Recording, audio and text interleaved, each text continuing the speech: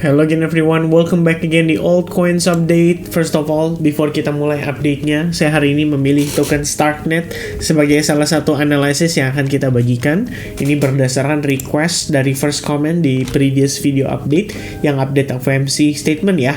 Di sini permintaan dari Rizal Valley ya, Rizal Valley V 9379. Ya, requestnya adalah Starco next ya. Sebenarnya dia minta pembahasan secara fundamental ya.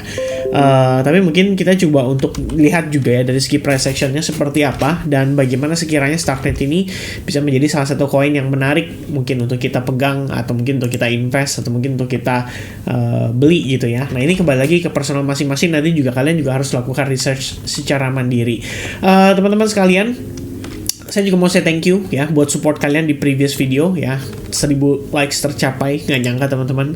Dan seperti yang saya katakan sebelumnya ya, kalau misalkan memang tercapai weekend ini kita akan adakan live streaming teman-teman. Jadi nanti di weekend ya mungkin antara Sabtu atau Minggu kita live streaming lagi. Kita seru-seruan bareng, banyak discussion seputar altcoins dan ya pokoknya nanti akan saya inform kembali ke teman-teman juga melalui grup Telegram ataupun melalui YouTube channel ya untuk tanggal dan jam pastinya.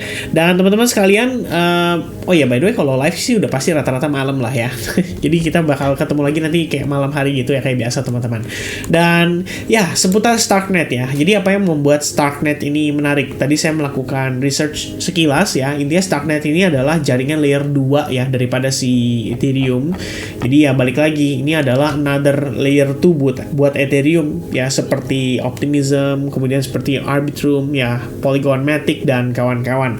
Ya mungkin mencoba untuk mengambil marketnya. Sebenarnya kalau secara fundamental ya, apa yang mungkin perlu dibahas ya teman-teman sekalian. Satu yang menjadi concern setelah saya lihat ini dari sisi circulating supply-nya itu ternyata baru 7,28% token yang tersirkulasi. Jadi sisanya tadi setelah saya lakukan research itu masih dalam keadaan di lock. Ya di lock oleh bisa dibilang bukan oleh sih, lebih tepatnya di lock istilah para investornya ya, tokennya mereka tuh jatahnya mereka masih di lock teman-teman. Dan berarti nanti ya di masa yang akan datang akan menjadi satu peningkatan concern ya, dimana bisa jadi ada aksi sell off diakibatkan oleh token unlocknya. Saat ini kalau kita lihat di token unlock sih sebenarnya bisa dibilang belum ada ya teman-teman ya.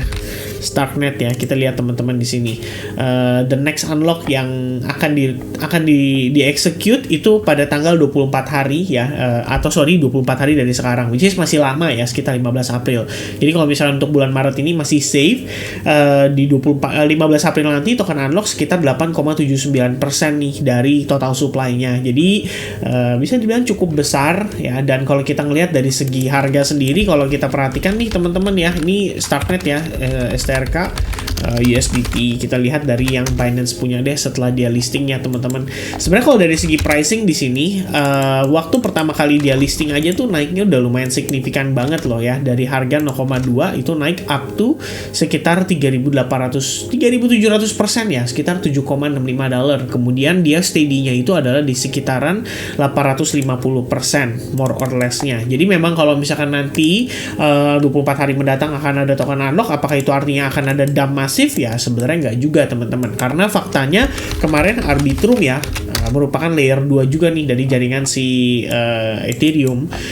Ketika orang-orang khawatir ya akan ada token unlock besar ya pada tanggal 16 Maret, nyatanya memang sih ada penurunan, tapi kan ini berbarengan situasinya dengan Bitcoin juga. Jadi bukan cuman Arbitrum doang nih ya yang single drop pada saat token unlock itu berlangsung. Dan untuk sekedar info, token unlock di Arbitrum pada saat itu hampir keseluruhan supply-nya yang di unlock. Jadi ini memang nominalnya sangat besar sekali.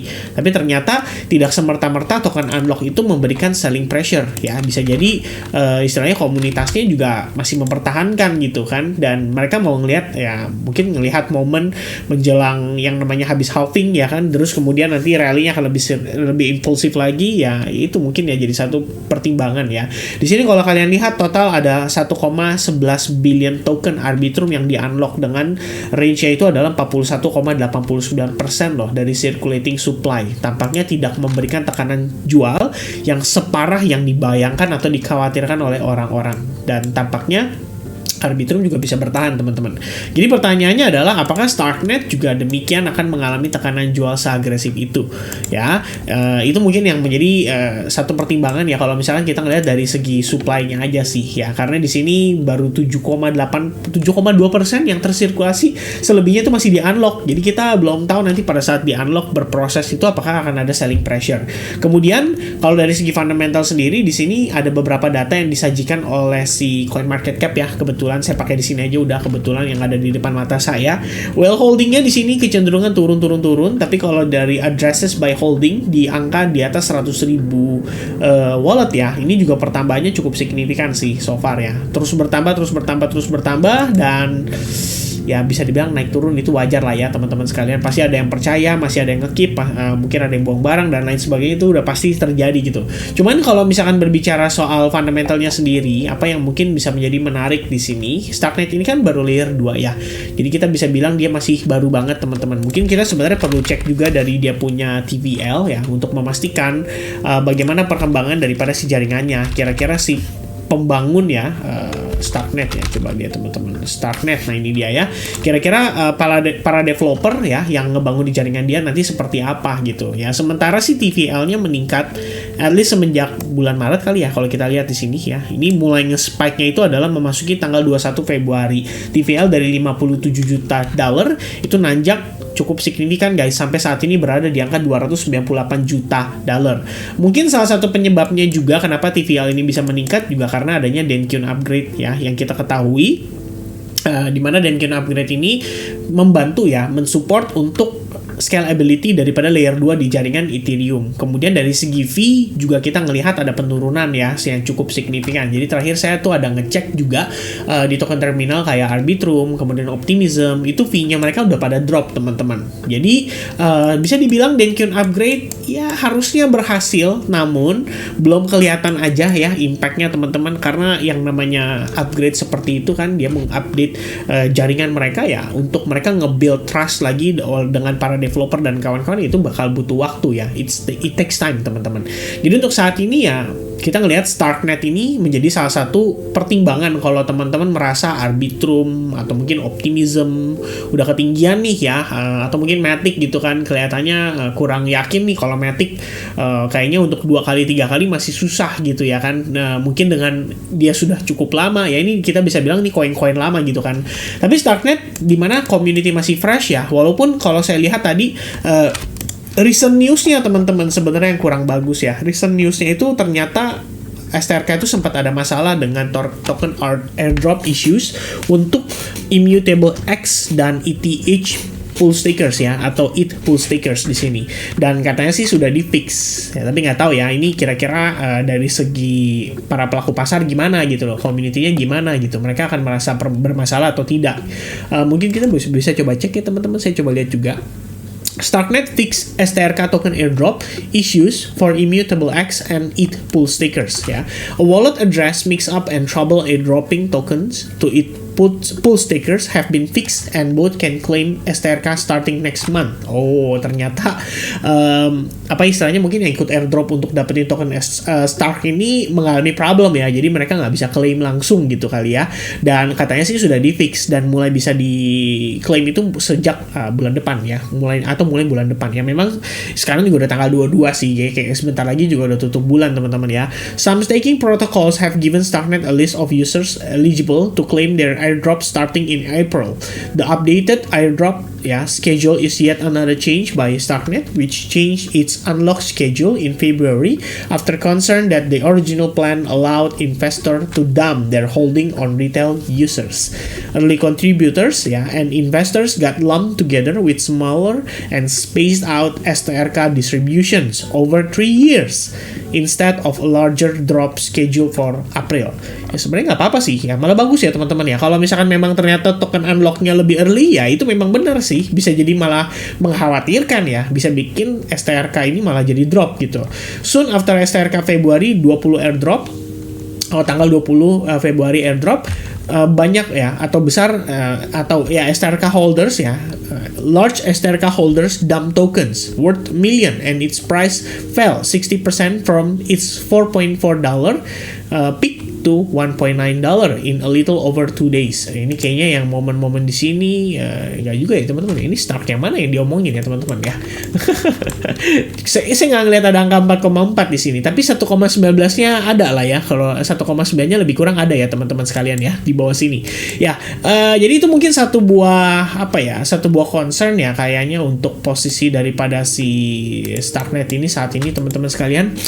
Jadi kalau misalkan kita ngelihat Starknet mengalami tekanan jual, mungkin karena kekhawatirannya ya, bukan kekhawatiran sih, ya bener, saya sempat ada baca di komennya tuh ya, katanya komunitas sudah kecewa ya sama devnya Stark Bang, community is key. Ya bener sih, community is key ya, dan sekarang dengan mungkin kejadian ini ya bisa melemahkan value ya daripada Starknet itu sendiri. Jadi mungkin orang-orang jadi agak khawatir ya istilahnya untuk nge-hold atau beli token Starknet ini dengan kejadian baru-baru ini. Ya, tapi kalau misalnya kita ngelihat secara price action ya, ini let's say kita tradingkan saja deh ya. Kita bukan nge-keep untuk jangka panjang gitu kan. Let's say kita ngelihat ini untuk trading aja. Dari time frame daily sendiri ya, the first thing yang saya notice adalah ini memang terdapat fair value gap ya. Fair value gap ini lumayan impulse dan lumayan besar ya jaraknya teman-teman. Dan so far sih kita ngelihat dia main di area fair value gap itu dan dia tidak mampu create lower low setelah dia kembali ke area demand-nya ya. Kenapa di situ area demand teman-teman? Bisa kalian perhatikan, harga itu kan sebelumnya turun ya, membentuk seperti falling wedge, membentuk seperti descending channel ya. Dia mengalami konsolidasi selama beberapa waktu sampai akhirnya ada satu candle besar ya. Di sini dimana berarti buyersnya itu sangat impulsif masuk, dan ketika breakout itu saya rasa di follow up oleh banyak buyers lagi di atasnya ya. Mereka berani masuk dan willingly beli dengan harga yang lebih tinggi ya, walaupun di harga 2, ya, sampai akhirnya satu titik kita ngelihat ya Bitcoin juga mengalami tekanan jual kayaknya sekitar tanggal 14 Maret ya. Apakah Bitcoin juga mengalami tekanan jual teman-teman? Ya sama ya, dimulai dari 14 Maret. Semua dimulai dari 14 Maret. Per Bitcoin mengalami tekanan jual, Starknet juga nggak kalah teman-teman, terjadi bearish engulfing, habis itu koreksi selama 3 hari, rebound sedikit ya di hari keempat, kemudian hari kelima dan keenam akhirnya kita mendapati ada potensi bottom ya. Kenapa saya katakan potensi bottom? Karena kalau kita lihat di sini ini adalah start pattern ya, buntutnya panjang ke atas, panjang ke bawah, artinya ada indecision ya. Market bingung nih, ini mau lanjutin dump atau kelihatannya mulai ketahan nih di area ini, artinya kita udah bisa mulai start accumulate lagi gitu kan. Dan ternyata di hari ketiganya ini terdapat candle bullish yang sangat-sangat impulsif ya. Bahkan body candle-nya itu sangat powerful dan solid teman-teman secara close body candle. Sehingga kalau kita ngelihat pergerakan hari ini tuh sebenarnya adalah kunci untuk tambahan konfirmasi pada si Starknet itu sendiri. Ya, yang pasti apa? Di sini dari 3 candle formation ini kita mendapati informasi bahwa Starknet itu setidaknya dia tertahan ya, tepat di kisaran area 1,8 sampai ya $1,75 lah. Di situ udah mulai ada reaction yang cukup baik. Lalu kalau kita ngelihat pada perspektif time frame 4 jamnya, sebenarnya teman-teman bisa aja tambahkan seperti trendline, for example kayak gini, atau kalian bisa gambarkan trendline seperti ini ya, dimana kita ngelihat posisinya Starknet itu sudah berhasil breakout atau sudah berhasil reverse dari trendline dari struktur sebelumnya.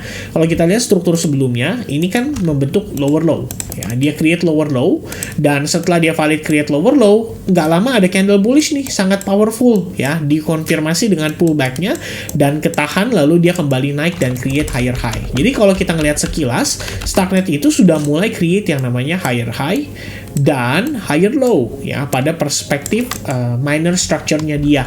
Dan kalau kita lihat, kita gunakan trendline lagi di sini ya, ini sebenarnya adalah high point yang saat ini menjadi tantangan kali ya untuk Starknet harus take over. Kalau dia misalkan bisa berhasil breakout nih dari area trendline dari area resistance tersebut, saya pikir ini Starknet punya peluang lah untuk meneruskan kembali penguatannya ya. Tapi di sini PR-nya adalah karena kita belum berhasil. Dan saya lihat sekilas nih Bitcoin lagi mulai main di bawah 66.000 nih. Artinya kita lagi masuk ke dalam fase koreksinya. Kalau saya lihat sekilas ya lebih kurang bisa ngejar sampai ke 64.000 lagi, yaitu adalah satu pertimbangan aja. Dan kalau itu yang terjadi, berarti pertimbangan kita adalah Starknet masih bisa dikasih discount gitu ya. Anggaplah dia pullback lagi dari previous swing-nya atau ya minor swing-nya teman-teman. Let's say di sini dia balik ke harga 1,9 atau $2 bulat aja ya. Saya pikir itu udah bisa jadi pertimbangan menarik untuk kita lihat apakah ini bisa dimanfaatkan untuk buy atau tidak. Kalau buat yang mungkin tipikalnya konservatif, ada baiknya tunggu sampai ada breakout dulu nih terhadap SNR itu ya, karena SNR ini menurut saya adalah kunci utamanya supaya si Starknet ini bisa reversal total. Dan kalau kalian lihat sekilas, ini inverted head and shoulders juga ya, berpotensi terbentuk pada pergerakan si Starknet pada kita bilang jangka waktu yang mungkin cenderung pendek atau menengah ya, sekiranya 2-3 hari lah bayangan saya gitu ya, ini bisa terrealisasi teman-teman.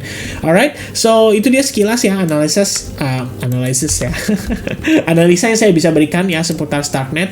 Semoga kiranya analisa tersebut teman-teman bisa dapatkan referensi ya untuk pandangan yang mungkin sedikit berbeda atau mungkin bisa jadi sama ya, supaya meningkatkan lagi conviction kalian di dalam nge-hold token Stark atau beli token Stark, atau mungkin persiapan untuk long di futures market untuk Starknya juga ya. Ini kembali lagi ke pemanfaatan masing-masing, saya pikir itu sih. Alright, so thank you very much guys once again for watching this video. Sampai jumpa kembali di update berikutnya for Bitcoin, and I'll see you guys again soon. Cheers guys, bye bye.